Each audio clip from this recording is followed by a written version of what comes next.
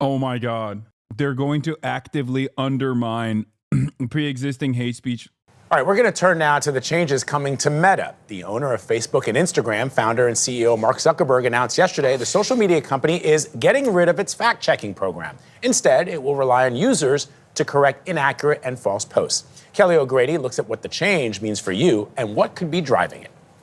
It's time to get back to our roots around free expression on Facebook and Instagram. The fact checkers have just been too politically biased and have destroyed more trust than they've created. Meta CEO Mark Zuckerberg announced a slew of changes. The company plans to eliminate restrictions on hot-button issues like immigration and refocus its automated moderation on illegal content. The biggest change. I don't understand, like, what kind of moderation was already happening on Facebook, considering everything I know about how Facebook operates, what it looks like. Like, it was a primary source of radicalization for many of your family members over the age of 50. So, outside of severe censorship of issues that pertain to Israel, when were they actually super aggressively moderating right-wing commentary?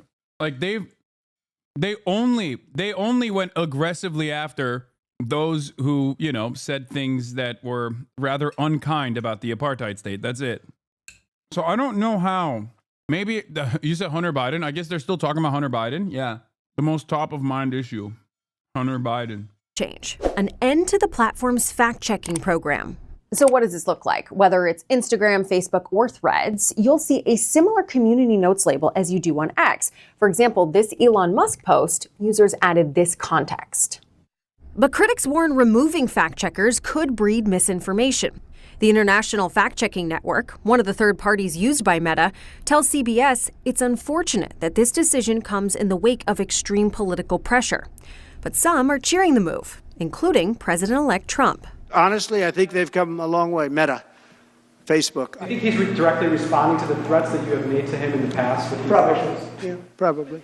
CEO Mark Zuckerberg not only met with the president-elect last month, he installed a Republican lobbyist as Meta's chief policy officer. I think this is really Zuckerberg reading the room. Wedbush Securities global head of tech research, Dan Ives, says this could be a good business move.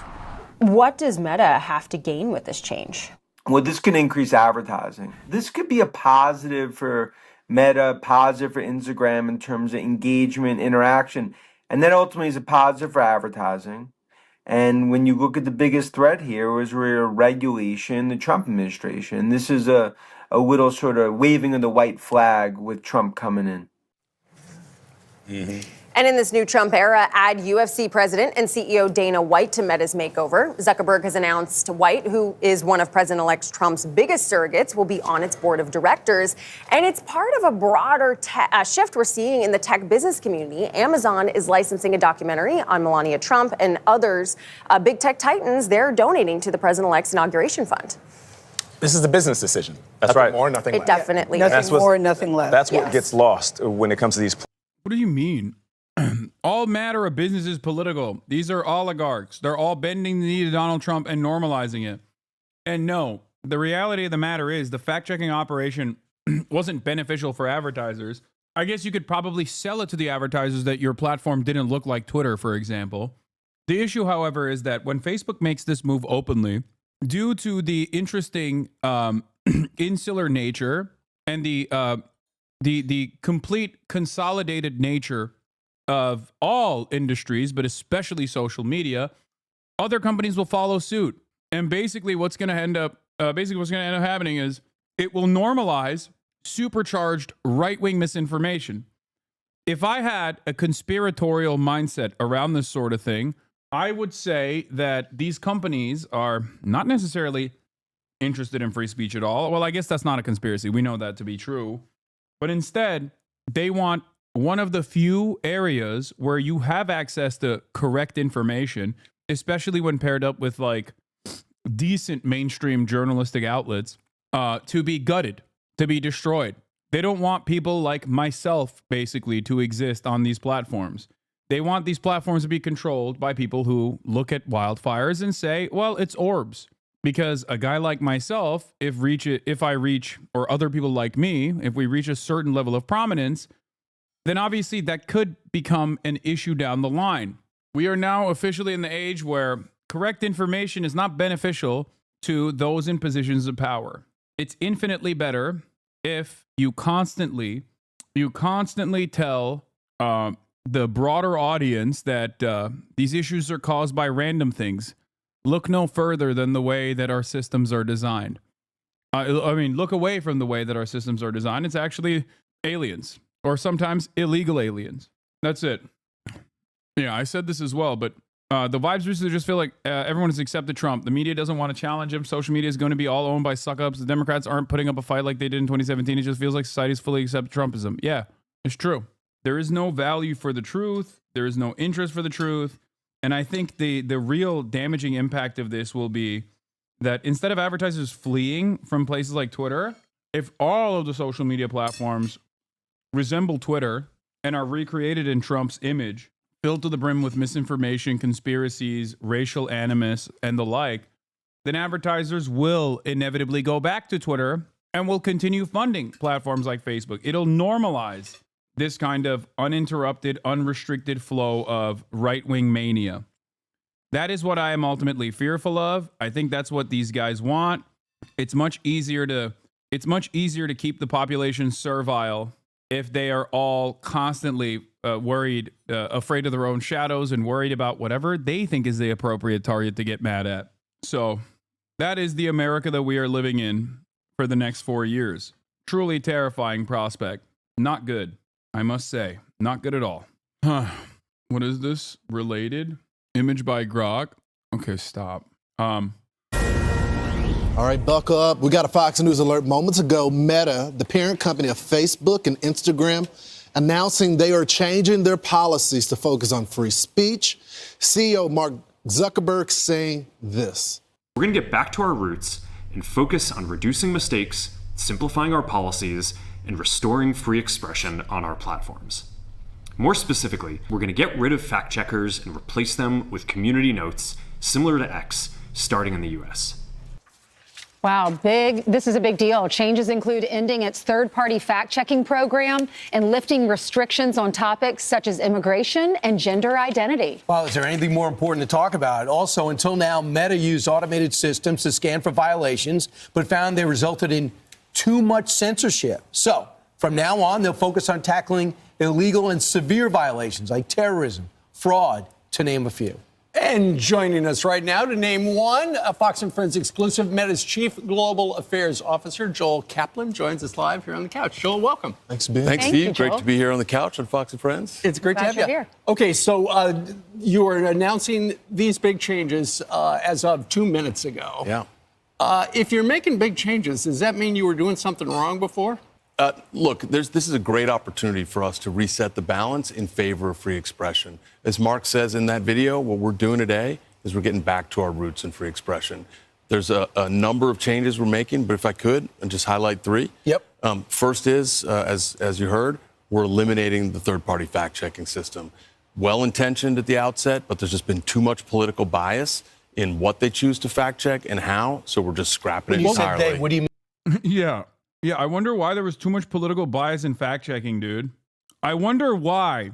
Also, that didn't stop these people from consistently stamping on the so-called principled free speech stance that they're now exhibiting when it comes down to anything that is like remotely pro-Palestinian said to be being expressed on these platforms. So, You mean you? The fact checkers. You set up but they're yours. Well, right? So the idea was they're independent fact checkers, but they've just been too biased. And so what we're going to do instead is adopt a system like X has of community notes. So we're just going to rely on our own community of users to provide people more information about what they're seeing. And we think that's going to work great. Give us an example. If the headline is Donald Trump won the presidency, then anyone in the community can write notes underneath it? Yeah, great question. So somebody can write a note, and then the way it works is different people on the platform can sort of vote on that note. And if you get people who usually disagree, who all say, yeah, that sounds right, then that note gets put on the post and people see it. X has been doing it for a while. We think it's working really well, and we're going to adopt that system. And what are the other ones? I know you want to go. Yeah, thank you. So the second one is about the rules that govern content on our platform. they've just become too restrictive over time about what people can say, including about those kind of sensitive topics that you mentioned that people want to discuss and debate: immigration, trans issues, gender. We want to make it so that, bottom line, if you can say it on TV, you can say it on the floor of Congress, you certainly ought to be able to say it on Facebook and Instagram without fear of censorship. So we're changing those rules. And then the last thing, if I could, we're also going to change how we enforce the rules. And we're going to make it so that there's way less over-enforcement and way fewer mistakes that actually make up the vast majority of censorship that people experience on our platforms. So big changes, all in service of getting us back to our values of free expression. So, Joe, I guess the big question is where are the changes coming from? Because, I mean, it's hard not to notice there's been a change in Mark Zuckerberg. You've seen him as, you know, respectfully, the nerdy kid, change over to the jiu-jitsu. He's put on some lean muscle. His viewpoints have changed. His posting content, when he does speak, he's taking a meeting with Trump, taking a different stance on certain things. Are these changes coming from him or from what the public is saying? There's no question that the things that happen at Meta are coming from Mark. But there's also no question that there has been a change over the last 4 years. We saw a lot of societal and political pressure all in the direction of more content moderation, more censorship. And we've got a real opportunity now. We've got a new administration and a new president coming in who are big defenders of free expression. And that makes a difference. One of the things we've experienced is that when you have a U.S. president and administration that's pushing for censorship, it just makes it open season for other governments around the world that don't even have the protections of the First Amendment to really put pressure on U.S. companies. We're going to work with President Trump to push back on that kind of thing around the world. So, Joel, why now? Oh, my God. I know you said it's a change, but did you feel... Oh, my God. They're going to actively undermine pre-existing hate speech legislation by American mandate to ensure that fascist commentary, overt fascist commentary, because fascist commentary still very much exists in these countries, but out and about overt ideological fascist commentary is going to thrive. Oh my God. Oh, brother. Who still uses Facebook? Billions of people around the planet still very much use Facebook. Normies use Instagram and Facebook. It's over. The failure of neoliberalism is also leading to the only aspect of liberalism that was actually better overall than the Republican reactionary nonsense, which is even aesthetically trying to protect marginalized identities. Because that was the only thing that you could point to with liberalism, it ended up being the only thing that they can undermine further. Fascism supercharged, dude. It's not just fascism either, by the way. It's just like straightforward. It's just straightforward, violent sentiment being expressed. It doesn't even have to be like ideologically fascist. And it's going to be so much misinformation. Like so much unrestricted, unfiltered misinformation. Because that already very much exists on Facebook. What I'm talking about right now is already something that very much exists on Facebook. The problem is when the top of the company is openly stating his desires to accelerate the spread of this misinformation, what you're going to get is just what you're going to get is an algorithmic boost on some of the most nonsensical, some of the most insane things you ever heard. Facebook is already a graveyard of AI, some of the craziest AI accounts dedicated specifically to showing you how stupid the AI slop is on that platform. We are cooked. It's also the beast killing itself, honestly. This is like the monster that is destroying itself in an effort to engage in endless profit seeking. Ironically enough, because I think this will ruin American society. What remains of like American normalcy will go away. Feel restricted over the last 4 years, and this is the first time it's in your business interest to express this quest for freedom? Well, there's no question that there's an opportunity here with a new president taking office, as I said, who really believes in free expression. And that's just going to give us the space to get back to those values that Mark has talked about for a long. Mark gave a big speech 6 years ago at Georgetown about free expression, about these values. Unfortunately, there's been a lot of political and societal pressure here and around the world that have pushed away from those values. We've got a real opportunity to reset, get back to them, and really provide a space for free expression. How was the Biden administration putting pressure on you specifically? Were they calling where they didn't like a post? What did they say, take it down? Yeah, so Mark talked about this in a letter he sent to the House Judiciary Committee a few months ago. That sort of outlined the way in which we got a lot of pressure around COVID in particular to take down more content, even things like humor and satire about the pandemic and about vaccines. So we did experience that kind of pressure. The decisions we made ultimately were our own, but there's a real opportunity here with President Trump coming into office with his commitment to free expression for us to get back to those values and really provide space for people to have the kind of discourse and debate they want to have. Would you do what X did, and that is unleash independent journalists like Matt Taibbi and Bari Weiss and Michael Schellenberg onto forensically go through what you guys are actually repressing, shielding, shadow banning over the last few years? Wouldn't that be part of this cleansing process?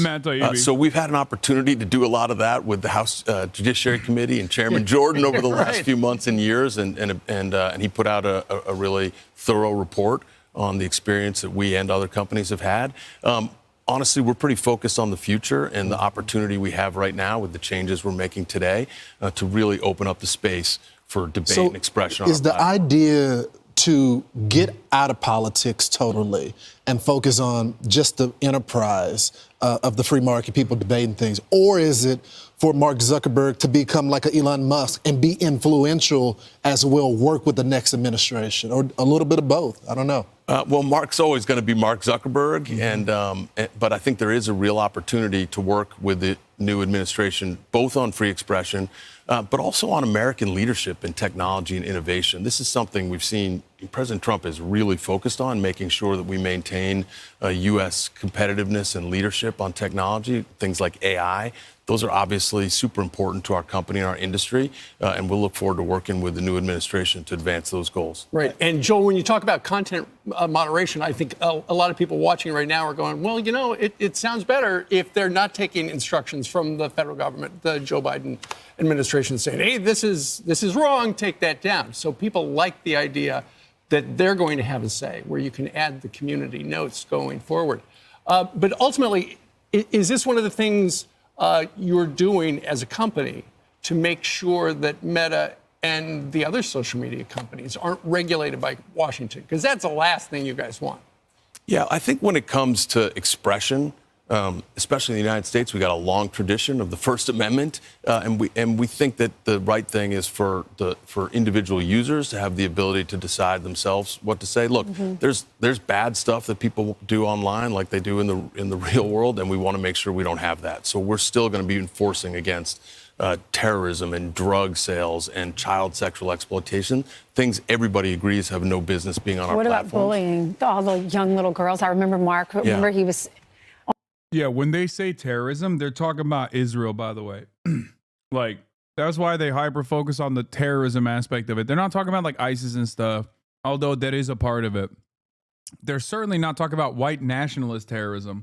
They're talking about, you say anything about Palestine, you're clapped. You're gone. Facebook is so bad with their censorious practices in terms of censorship over anything remotely pro-Palestinian, that the Human Rights Watch has written reports on it.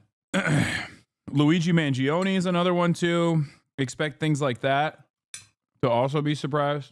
I like this lady being like, oh, what about bullying? Not the undesirables, of course, because what you're talking about is literally supercharged bullying of trans people and gay people, undocumented migrants and whatnot. But what about bullying, cis teenagers? On the Hill, and he had to he was kind enough to turn around and apologize to the families, but all those families have lost their kids from bullying. I have a 9-year-old, so I'm starting to get concerned because eventually when she's in high school or even after, she'll be faced with these situations. So what do you say to those families? Yeah, well, I'm a parent of 2 teenagers. Gosh, so you're in it. Yeah, I'm in it. So, these are issues that I take really seriously, and that a lot of my colleagues who are also parents at Meta and those who aren't parents take really seriously. We got to make sure teens are protected online. We launched a few months ago a product called Teen Accounts that really puts parents in the driver's seat and makes it so that they can see what their kids can see and do online, who can contact them. We put kids in sort of built-in default settings, the most protective settings we have. And then if you're under 16, you can't change those settings on Instagram without your parents' permission. We think that's a really good innovation and something we're hopeful.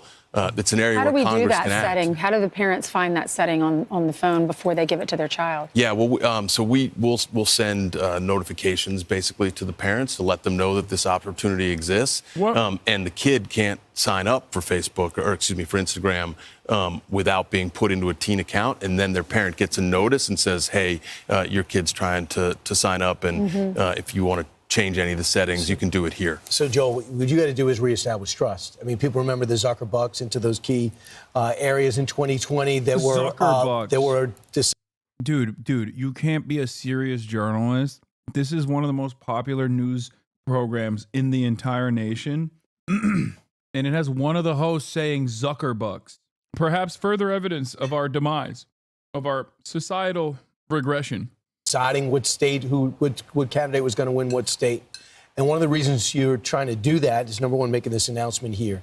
The other thing is changing your board to let people know, maybe by the people that you're hiring, that you asked to join, that their agenda doesn't match maybe the 2020 agenda. What have you done?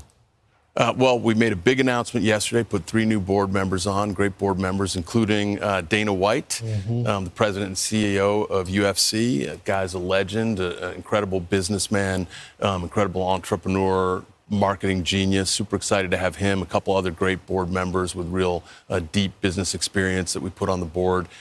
So those are important voices. Mark is mean right hook. I mean, I'm sure you've seen it on camera. Mean right hook. I mean, he's Mr. Equal Opportunity Hands, okay? You need a guy like that. You need a guy like that. Listen, you need a guy like that in power to demonstrate said power.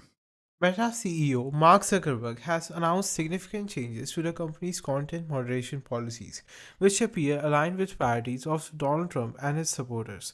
The adjustments include removing partnerships with third-party fact-checking organizations and implementing a system similar to community notes.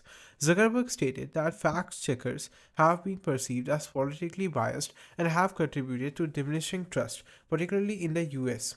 The changes also involved loosening restrictions on discussions about topics such as immigration and gender, which Zuckerberg described as being out of touch with mainstream discourse. These new policies signal a shift towards prioritizing free expression, which Zuckerberg framed as a cultural tipping point following recent elections. Governments and legacy media have pushed to censor more and more, Zuckerberg said, echoing critiques often heard in conservative circles.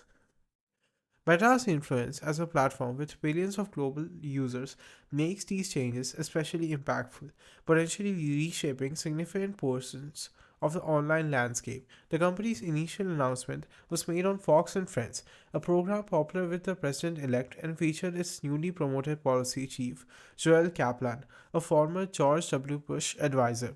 Kaplan emphasized the changes as a move away from censorship and towards freedom. If you found this video interesting, then make sure to hit the like button and subscribe to the channel for more videos like this, and thanks for watching.